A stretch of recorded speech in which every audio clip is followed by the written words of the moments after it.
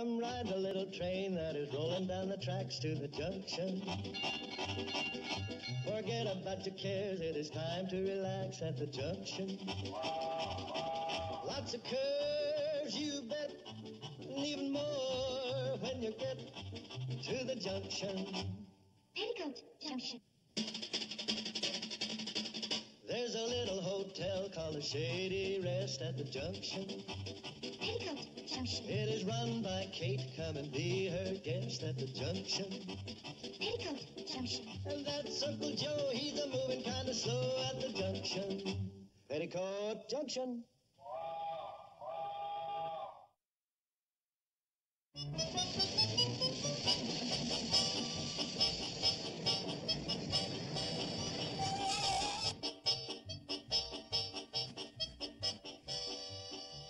There it is again, that peculiar feeling that something's going to happen. Oh. It's back. Well, you know, that feeling of impending doom? You must have felt it.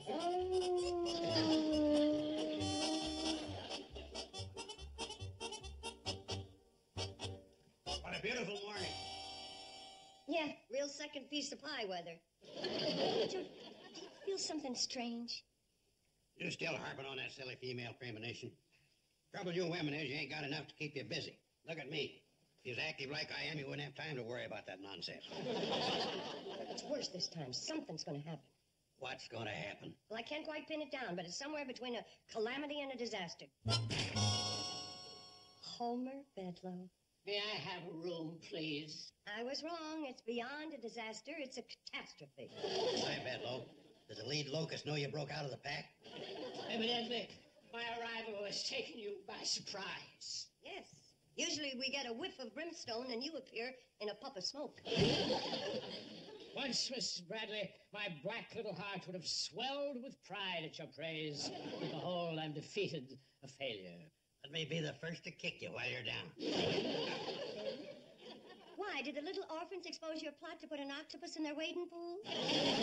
Please, Mrs. Bradley, all I ask in this, my darkest hour, is sanctuary. Why would an important man like the vice president of the CNFW Railroad stoop so low as to want a room in a miserable, isolated, termite-ridden hovel?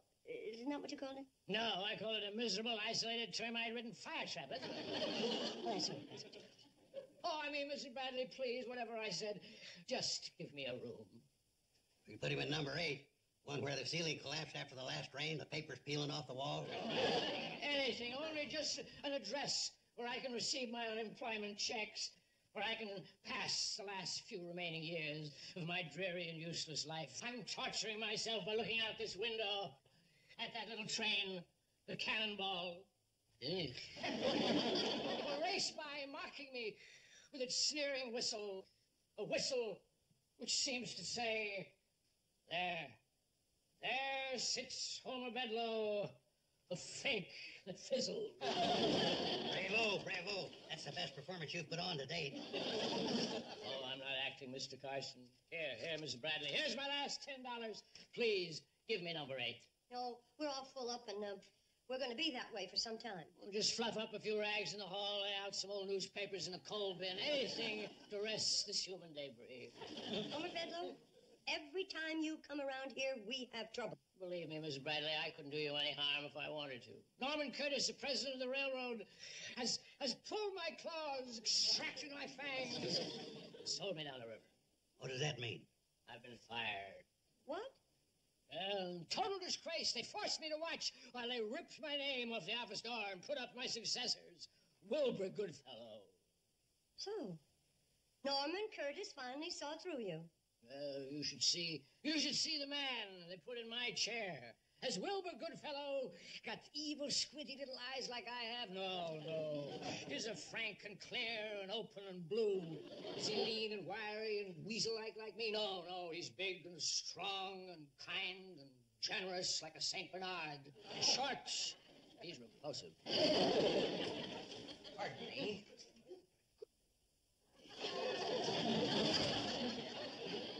I'm looking for Kate Bradley. Oh, I'm Kate Bradley. Oh. My superior, Norman Curtis of the CNFW, asked me to stop by and pay his respects. Well, that was very nice of you. Oh, And you must be Mr. Joseph Carson. That's right. Glad to know you. What's this? What have we here? Bedloe. You were warned not to come within a mile of railroad property, and you were ordered to leave these good people alone. Oh, I'm only a penniless old man. When Mr. Curtis fired me, he took away my pension. And with good cause, you plotted to destroy the cannonball. Out! There's no place to go. My mother won't take me back. By the Salvation Army. I did. They won't take me either. This scoundrel has caused you any financial loss. I'm instructed to make it up to you. Oh, no, thank you very much. He didn't. I'll be here for several days inspecting the spur line and the cannonball. Well, you're not thinking of shutting down the railroad. Good heavens, no. Mr. Curtis would as soon cut off his right arm as the cannonball. Only the lowest of swine would think of such a thing. May I register, please? You're right on that, good fellow. There haven't any rooms left. We do for him. For you, the hotel's off limits. Please, Mrs. Bradley, let me stay. I'll carry the luggage, fetch the ice water, page the guests. All right, Homer, you can stay. Oh, thank you. Thank you, Mrs. Bradley. Front. Right this way, Mr. Goodfellow. You've made me so happy.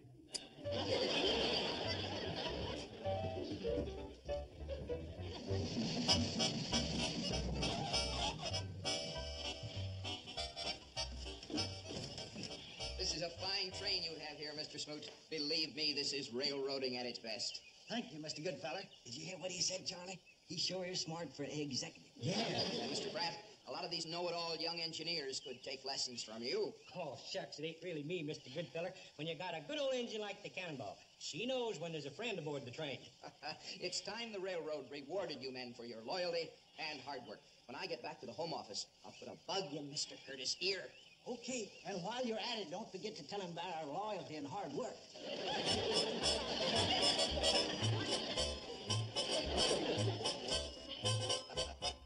And that's only the beginning. I'm going to have the locomotive overhauled, the entire train repainted, the road bed repaired. Wow, that's marvelous. I've already ordered new uniforms for Floyd and Charlie, and here, Mrs. Bradley, let me do that. New uniforms. The way I look at it is every dollar spent on the Cannonball will return 100-fold. Oh, Mr. Goodfellow, you shouldn't be doing that. Why not? Well, what would Mr. Curtis say if he saw his new vice president sweeping a porch? He'd say, good fellow, I outrank you. Give me that broom. Gee, Mr. Goodfellow, I thought all railroad vice presidents were rat things. You'll have to excuse Betty Jo's language. What she meant to say was that the only vice president she's ever known was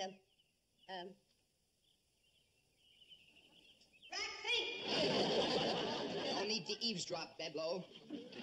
And I'll say this right to your rat-think face. I see an era of booming prosperity ahead for this community, and I want the C&FW Railroad to have a part in it. Oh, those words burn like a red-hot poker. My dream of a desolate valley trampled in the dust. And I'm not leaving the shady rest out of my plans. I'll have the tracks moved closer to the hotel, so your guests won't have to walk so far. Oh, I wouldn't expect anything like that. It's the least I can do, considering some of the deeds of my predecessor. When I think of what he's done to you, if you weren't an unemployed has-been Bedloe'ide, You slashed me within an inch of my miserable life. Exactly. Scat!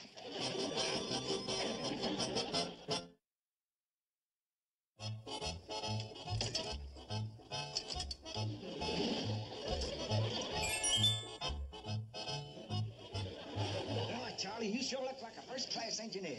Pretty good yourself. Mighty thought of you, Mr. Goodfeller. Here's that flower on my nose, Charlie. Yeah? Why? Whack it for me, would you? Oh, whack it yourself. You're closer to it. I would, but I don't want to get wrinkles in my sleeves. Charlie, what are you doing? Nothing. Charlie wouldn't hurt a fly. Yeah, I'll tell you another thing he wouldn't do. Let's help a passenger on with his packages. Or either would you. Get that stuff away from me. Can't you see I'm all dressed up? Here, you take it. I'm the engineer. I'm a passenger, and Don't argue. I'm due to meet Gertie Sanford and Pixley. next thing they won't want to get into the cab for fear they'll get grease on their new dust. I never thought of that. Yeah, we better ride in the coach. Come on, boys. I'd appreciate it if I could get home and change. Gertie and I want to see the new movie at the Pixie Bijou. You'll like it. Hoop Gibson rides into this ranch. Oh, that was last week. This week they got another good Western. Texans don't cry. I don't think they cry, Charlie? I'll tell you why Texans don't cry. They're happy because you two chowderheads were born somewhere else.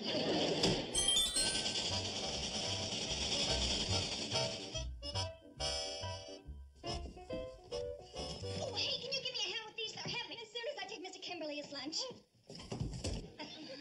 Mine look nice, Mom. Thank you, dear. Why don't you try this way, honey? Thank you, dear. I will. Betty, Joe, those are too heavy. Get Uncle Joe to help you with them. He already did. He told me how to lift them without breaking my back. Will you put those down? Too much work to be done around here. I'm not going to Pixley. You've got to. Mrs. Sanford's expecting you. I just don't feel right about skipping out to a movie when the hotel's full of guests. Mom, when there are no guests, you can't go because we're broke. And when there are guests, you can't go because there's too much work. Just about the size of it. The trouble with you is you don't know how to put other people in charge. Oh, is that my trouble? Well, you don't see Conrad Hilton missing a good movie because his hotels are full up. If he wouldn't. Mom! Mom! Betty Joe! Look what Mr. Kimberly gave me. $1. He said he just loves the service at the Shady Red. Out of my way, Bobby Joe. These are Mr. Kimberly's things. Well, I just discovered a new vitamin. Money. All right. Stop your whining. You'll get your bone. Uncle Joe? Yeah? I'm going into Pixley now. The girls will get dinner for you and the guests. You and Gertie have a good time. Don't worry about us. All right, here's your bone. Now shut up. Bone? But the dog's in here. What do you... Oh, Uncle Joe, you're not... Thank you, you generous people. Mr. Bedloe, go in the kitchen and eat at the table. Uncle Joe?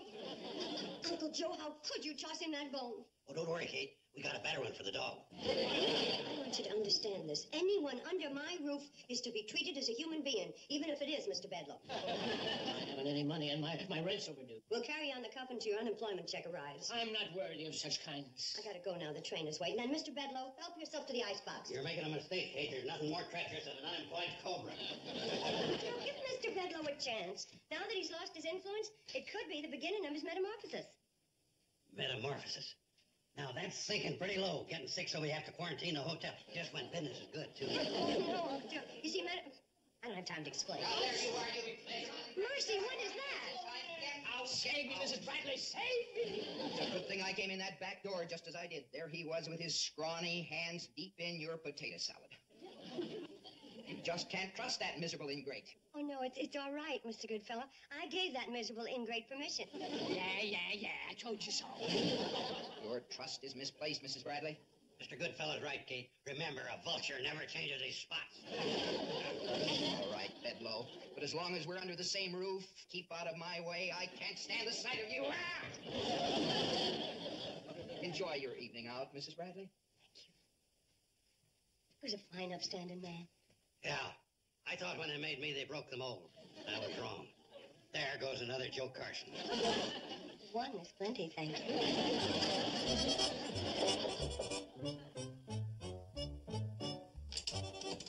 Come in. Everything's certainly going well. You speak when you're spoken to, good fellow. Yes, sir. Sit. I said sit. Yes, sir. Well, Mr. Bedloe, we're certainly putting it over, aren't we? What do you mean we're putting it over? You almost ruined everything. I don't know what you mean. Well, it's as plain as a nose on your stupid face. Look what you did to this valley. Business is booming. Everybody's happy. This hotel is thriving. You know, I could... Thresh me within an inch of my worthless life? That's the way I'd warm up. You were merely to lull these simple-minded yokels into a false sense of security. Isn't that what I did? Will you shut up and listen? You went too far. That oily, benevolent, confidence-inspiring manner of yours almost ruined my beautiful scheme. But... Hey!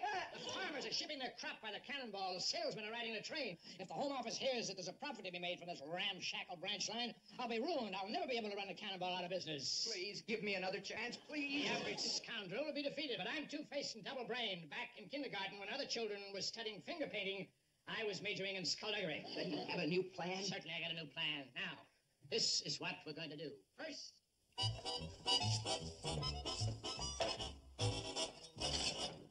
Keep coming, Mom. Over East for Mr. Smith, Scramble 3 for Mr. Bryan, Base 2 for Mrs. Milford, and Sunny Side Up for Mr. Goodfellow. Hey, Kate. Got another order for room service. Miss Canby wants ham and eggs, over easy rye, toast, orange juice, and a pot of coffee. But I just gave you Mrs. Canby's breakfast. Smells so good, I ate it on the way. Joe. Oh, so you haven't told us about your big night in Pixley. Yeah, Mom, how was the movie? Well, the movie. Yeah, how was it? What was it about?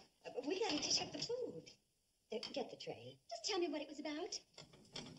Well, it was about this woman who had a very bright, attractive daughter. And? Well, this woman was trying to feed her guests, and all the bright, attractive daughter wanted to do was to stand around gabbing and gabbing. And so the guests got sore and they checked out. Oh, Mom. Now, you scoot out. Mom, guess what? Well, I couldn't guess. Well, explain it, Mr. Goodfellow. Well, perhaps some other time. Your mother's busy. Oh, go on and tell her. What is it, Mr. Goodfellow? You see, she wants to hear it. Go ahead. Well, as part of my plan... Mr. Goodfellow's going to give Charlie and Floyd raises. The Cannonball's getting its face lifted. And during the operation, the main line's going to loan Charlie and Floyd a diesel locomotive. Isn't that marvelous? I think so. Well, now, let's see. Charlie and Floyd are having their faces lifted. And, Oh, Mom. Oh, explain it, Mr. Goodfellow. Well, what Betty Joe was trying to say What I was is... trying to say is, Mom... Stop interrupting. Go ahead, Mr. Goodfellow. I've instructed the superintendent of the division to recondition the Cannonball. And while she's in the roundhouse at Riverton, the spur line will have the use of another locomotive. Well, that's great, Mr. Goodfellow. Great. Well, let's have a party. That's a good idea, Bobby Joe. We can have a going-away party for the Cannonball. And another one when it comes back all bright and shiny. If you make ice cream, I'll turn the freezer. Now, girls, We've just got to have a party for the Cannonball. Well, Mr. Goodfellow, since you're responsible for all this, would you be the guest of honor? Why, I'd be delighted.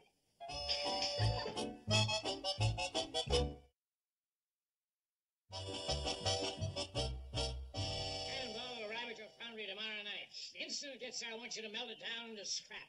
Yes, that's right, into scrap. Every last bolt and flake of rust. By whose authority? By the order of Homer Bedloe, Vice President of the CNFW Railroad. At last, I've signed the Cannonball's death warrant. This is my finest hour. The Cannonball is to be melted into scrap, and there's no other locomotive to pull the train. What are these people going to do? They'll fulfill my fondest dreams. They'll abandon their homes and farms. This whole valley be populated by lizards and coyotes. As with Kate Bradley's hotel, the termites will be picking their teeth with the slivers from the shady rest. Bedloe, you are a fiend. Yeah, that's right. Winner of the Fiends National Open 3 years in a row.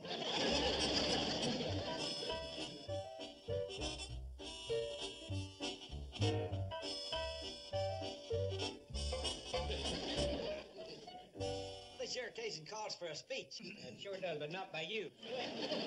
I think Mr. Goodfellow should say a few words. Yeah!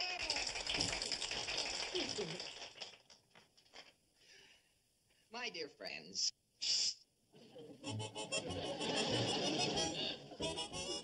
well, I hate to cut short such a happy occasion, but the good old Cannonball has a long journey ahead. We don't want to keep the man at the foundry, the roundhouse, waiting.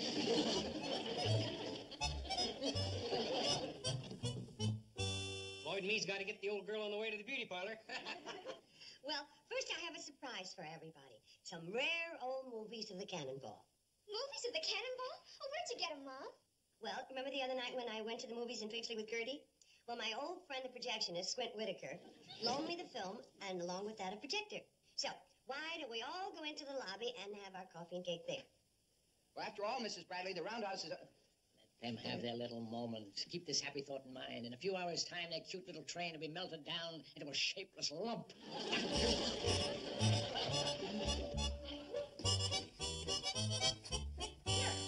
We're all ready to start.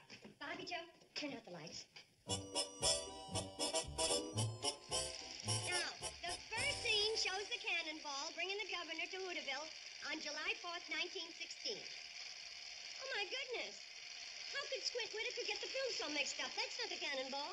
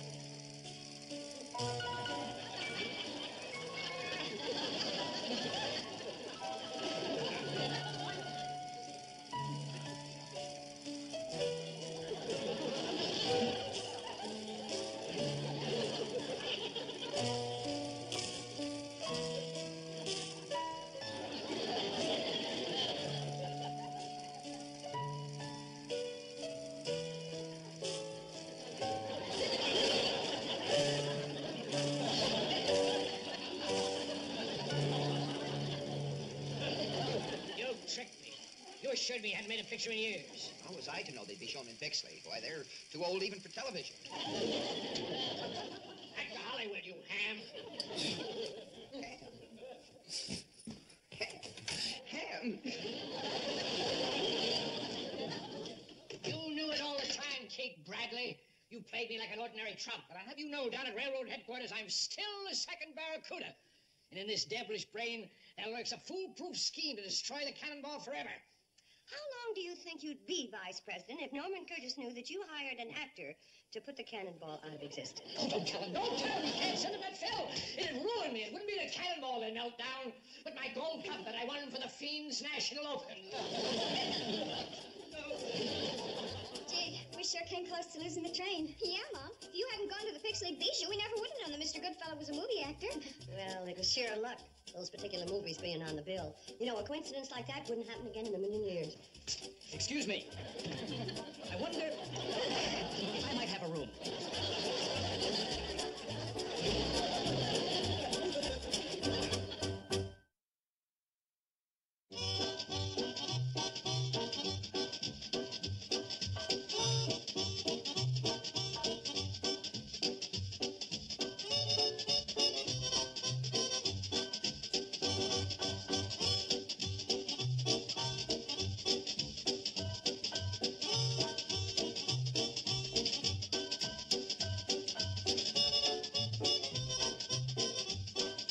Petticoat Junction.